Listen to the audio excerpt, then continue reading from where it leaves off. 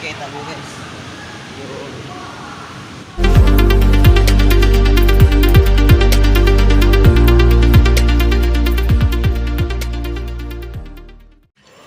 Ito pala yung ano guys, Kai Malls dito sa Camarin, Caloocan.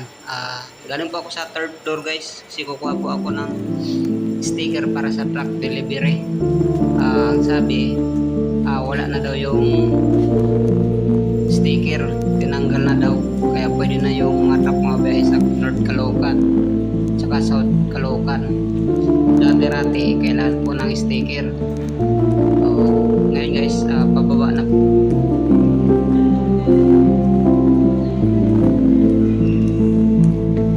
So, pakita ko sa inyo guys, bagong bukas lang to guys, itong mall na to, pero nakita nyo opening soon. Ngayon pala guys, February 5. Ngayon guys, kunti pa lang yung mga tao dito guys kasi bagong bukas itong mall na to.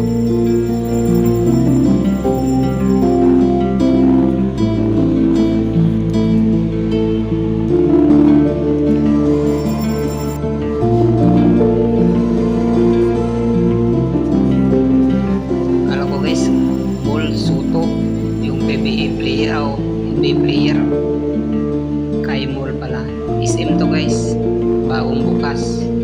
Yan, ito yung itsura. Yung nakita nyo guys, yung entrance, yung palabas yung sa Barte, yan nakita nyo may gwardiya. Yan po yung sa Barte Road. Dito tayo sa likod guys, ito sa basement. Sinandot ko na po para lumoto. Hello guys, magandang araw. Ngayon dito po ako sa Kai Mall, ito sa may Camarin, North Caloocan guys. Kasi kumuha po ako ng sticker ng truck, kaso wala na daw po, tinanggal na yung sticker sa mga delivery truck, kaya buti na lang guys na wala na tayong problema. Ito guys, SM Kai Mall, yan, palabas na po ako guys, ito sa may parkingan ng motor. Yan guys, kita mo guys. Yun. Buti na lang guys na wala na yung usong sticker sa delivery truck, tinanggal na. Ito po yung bagong SM guys, no?